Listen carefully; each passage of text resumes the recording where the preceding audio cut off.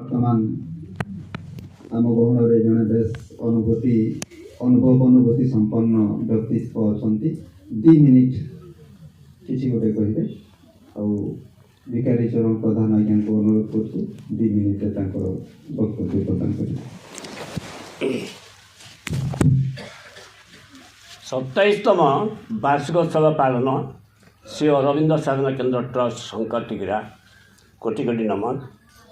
ମଞ୍ଚାସୀନ ସୀମା ପ୍ରେମୀ ଅରବିନ୍ଦ ପ୍ରେମୀ ସୁଧୀଜନ ବୃନ୍ଦଙ୍କୁ ମୋର ପ୍ରଣାମ। ଆଗରେ ବସିଥିବା ସମସ୍ତଙ୍କ ସୁଧୀଜନଗଣଙ୍କୁ ମୁଁ ପ୍ରଣାମ କରୁଛି।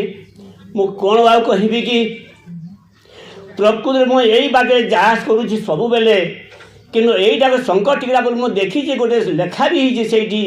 କିନ୍ତୁ ଶଙ୍କର ଟିଗିରା ଭିତରେ ପୁଣି ଏଠି ଗୋଟେ ଓଜନଦାର ଜାଗାଟେ, ଏମିତି ଗୋଟେ କଥା ହେଉଛି। କାହିଁ ଦୂର ଦୂରାନ୍ତରୁ ଆସି ମାଆଙ୍କର ଉପରେ ଏମିତି ଭାବରେ ଭାଷଣ ଦିଅନ୍ତି, ଏମିତିରେ କଥା ଶୁଣନ୍ତି, ମୁଁ ଜାଣିଲେ ମୁଁ ଚମକି ପଡ଼ୁଛି। ଦେଖନ୍ତୁ ଆଜ୍ଞା, ଗାୟକ ବାୟକ ନାହାନ୍ତି, ମର୍ଦଲ ବଜା ଯାଉନାହିଁ, ଗୀତାର କିଛି ବଜା ଯାଉନାହିଁ। ମାଆଙ୍କର ଗୁଣ କୀର୍ତ୍ତନ କରିବାରେ କେମିତି ମନ୍ତ୍ରମୁଗ୍ଧ କରି ସମସ୍ତ ଦର୍ଶକ ବୃନ୍ଦ ଆଁ କରି ଦେଖୁଛନ୍ତି, ଶୁଣୁଛନ୍ତି, ହୃଦୟରେ ମନନ ନିଶ୍ଚୟ କରୁଛନ୍ତି। ଏବଂ ଏଇ ଗାଁରେ ଏଠି ସୁନ୍ଦର କଥା, ବାପରେ ଧନ୍ୟ ପ୍ରକୃତିରେ ମା କଥା। ମୁଁ ଏଇସବୁ ଶୁଣି ଦେଖିକିରି ମୁଁ ଅତି ଅଭିଭୂତ ହୋଇଛି। ମୋର ପରିଚୟ ହେଲା, ମୋର ନାଁ ବି ଭିକାରୀ, ମୁଁ ଜଣେ ପ୍ରକୃତ ଭିକାରୀ। ମୁଁ କିଛି ମାଗିବା ପାଇଁ ଲାଜ କରେ ନାହିଁ। ପ୍ରଧାନମନ୍ତ୍ରୀଙ୍କ ପାଖରୁ ମଧ୍ୟ ଫେସ୍ କରିଛି ଏବଂ ତଳାନ୍ତ ଘରକୁ ମଧ୍ୟ ଯାଇଛି। ପଇସା ତ ମାଗେ ନାହିଁ, ଭାବ ଯେଉଁଟିକେ ପାଏ ମୋତେ ଟିକେ ସମୟ ଦିଆଯିବ ବୋଲି ମୁଁ ପଦେ ତାଙ୍କୁ ପ୍ରଶଂସା କରିବା ପାଇଁ, କୃତଜ୍ଞତା ଦେବା ପାଇଁ, ନମସ୍କାର କରିବା ପାଇଁ ଏତିକି କେବଳ ମାଗେ। ମୁଁ ସେମିତି ଆଜି ମଧ୍ୟ ଏଇ ମାଆଙ୍କ ପାଖରେ ମୋ ସମୟ 2 ମିନିଟ୍ ପାଇଛି। ଏତିକି କେବଳ କହିବି ଆଜ୍ଞା, ମାନେ ମୁଁ ସମସ୍ତ କଥାକୁ ନେଇ ଖାଲି ଗୋଟେ ପଦ କହୁଛି। ଭଗବାନ ଆମକୁ ଯେତେବେଳେ ଜନ୍ମ ଦେଇଛନ୍ତି, ଆରେ ମଣିଷ ସମସ୍ତ ପ୍ରାଣୀମାନଙ୍କ ମଧ୍ୟରେ ତୁ ତ ଶ୍ରେଷ୍ଠ ବୋଲି ଜାଣିଛି, କାରଣ ତୋତେ ମୁଁ ଗୋଟେ ଭଲ ଜିନିଷ ଦେଉଛି, ଗୋଟେ ଲାଇଟ୍ ଦେଉଛି। ସେ ଲାଇଟ୍ରେ ତୁ ଯେତେବେଳେ ଯିବୁ, ଯେଉଁଟା ଖାଲ, ଯେଉଁଟା ଖରାପ ଜାଗା, ଯେଉଁଟାରେ ପାଦ ପଡ଼ିଲେ ବିପଦ, ସେଇଟାକୁ ଦେଖିବୁ ଆଉ ତାରେ ପାଦ ପକାଇବୁ ନାହିଁ। ଯେଉଁଟା ଠିକ୍ ରାସ୍ତା ସେଇ ବାଟରେ ଯିବୁ। ହଁ ଯେ ଲାଇଟ୍କୁ ମୁଁ ମନେ ପକାଇଲେ ତ ସୁଇଚ୍ଟା ଦେଲାକୁ, ଆରେ ସୁଇଚ୍ ଦେବାକୁ ପଡ଼ିବ ନାହିଁ, ଆପେ ଆପେ ସୁଇଚ୍ ଦେଇ ହେଇଯିବ। ଅସୁବିଧା ଜାଗା ପଡ଼ିଗଲେ ସୁଇଚ୍ ଦେଇ ହେଇଯିବ। ଯେଉଁଟା ଖରାପ ଆଡ଼କୁ ଯିବନି। ମଣିଷ ଖୁସି ହେଇଗଲା, ସେଇଟା ହେଲା ଆଜ୍ଞା ବିବେକ।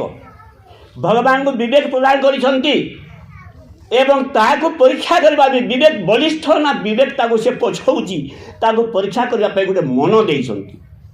ଯେମିତି ସାର୍ମାନେ ଆମକୁ ପ୍ରୋବ୍ଲେମ୍ ଦିଅନ୍ତି ଏବଂ ତାକୁ ଶିଖାଇ ସାରିଲା ପରେ ଠିକ୍ କହୁଛି କି ନାହିଁ, ପୁଣି ତାକୁ ବିଭିନ୍ନ ପ୍ରୋବ୍ଲେମ୍ରେ ପକାଇକି ତାକୁ ପରୀକ୍ଷା କରନ୍ତି। ଭଗବାନଙ୍କ ମନ ବିବେକ ସବୁବେଳେ ନେଇଛନ୍ତି ହୃଦୟ ଭିତରେ।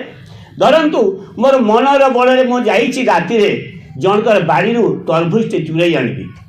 ଯେତେବେଳେ ଭିତରକୁ ଯାଉଛି, ସେଇ ଯେଉଁ ଏପଟ ସେପଟ ହେଉଛି, ସେଇଟା ବିବେକ ଦଂଶନ କରୁଛି ମୋତେ। କ'ଣ କରୁଛୁ ଏଇଟା? କିଏ ଆସିଗଲେ, କେଉଁଠି ଗୋଟେ ଟେଣ୍ଟାଟେ ଖୁର କଲା, ଏମିତି ଜଣେ ହେଇଗଲା, ସେଇଟା ବିବେକ ଦଂଶନ ଗଲା। ଭୁଲ କରୁଛୁ ଦେ। ଭଗବାନ ତାକୁ ବିବେକ ଦ୍ୱାରା ଜଣେଇ ଦେଲେ। ସେତେବେଳେ ମନ ଯଦି କହିବ କ'ଣ ହେଇଗଲା, ଟେଣ୍ଟା ଗୋଟେ କେନ, ଏଇଭଳିଆ ଭାବି ଯଦି ବିବେକର ତଣ୍ଟିକୁ ଚିପି ଦେଇକିରି ତାହା ସେ ଅସାମାଜିକ କାମଟା କଲା, ଚୋରି କଲା, ତାହେଲେ ସେ ହାରିଯିବ। କିନ୍ତୁ ବିବେକ ବଳରେ ଯଦି ସେ ନା ମୋର ବିବେକ ମୋତେ ଦଂଶନ କରୁଛି, ଭଗବାନ ମୋତେ ଚେତେଇ ଦେଉଛନ୍ତି, ଆସିକି ମାଲିକ ନମସ୍କାର କରିବ, ପ୍ରଭୁ ମୁଁ ଏମିତି ଭୁଲ କରୁଥିଲି, ଆଉ ମୋତେ ବରଂ ଗୋଟେ ଦେ ପଛେ ଭାଇ, ମୋର ହାତରେ ପଇସାଟେ। ଅର୍ଥାତ୍ ତାର ବିବେକ ଆସିବ। କୌଣସି ଝିଅଟେ ମହଡ଼ା ଘାଣ୍ଟି ପିନ୍ଧିଛି, ତାକୁ ଦେଖି ସୁନାକୁ ଲୋଭ କଲା ବା ତା ପ୍ରତି ତାର ଯଦି ଅସାମାଜିକ ଚିନ୍ତା ଆସିଲା, ସେ ଯାଉଛି, ହଠାତ୍ ବିବେକ ଦଂଶନ କରିବ। ଆରେ କିଏ ଆସିଗଲା କି, ସେ କିଏ ଆସିଗଲା କି ଭାବିଲା ଅର୍ଥ ହେଲା ବିବେକ ଦଂଶନ କଲା। ଅର୍ଥାତ୍ ସେଇ ମାଆଙ୍କୁ ମୁଁ କୋଟି କୋଟି ନମନ କରୁଛି, ଭଗବାନଙ୍କୁ କୋଟି କୋଟି ନମନ କରୁଛି। ସେ ଆମକୁ ଦେଇଛନ୍ତି ବିବେକ ଏବଂ ମନ ଯଦି ବିବେକରେ ପଛାପଛି ଯିବ, ତାହେଲେ ମଣିଷ ସବୁବେଳେ ଠିକ୍ କାମ ଚାଲିଯିବ। ଏବଂ ବିବେକର ତଣ୍ଟି ମାରିକି ଯଦି ତାର ମନକୁ ଯଦି ସେ ପ୍ରାଧାନ୍ୟତା ଦେଲା, ତାହେଲେ ସେ ବିପଦରେ ପଡ଼ିଯିବ।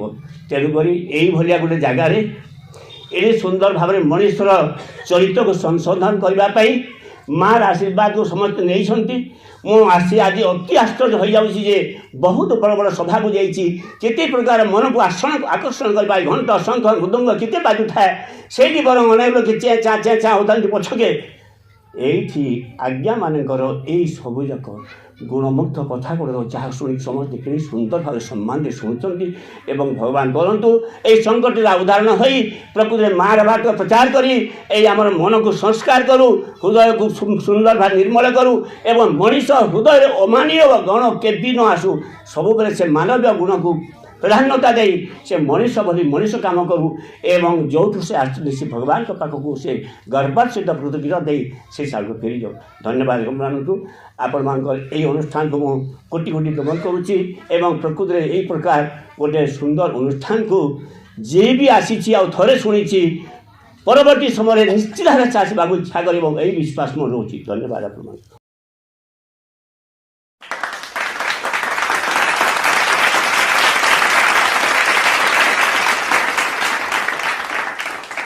सत्यमयी परमे ओम आनंदमयी चैतन्यमयी सत्यमयी परमे ओम आनंदमयी चैतन्यमयी सत्यमयी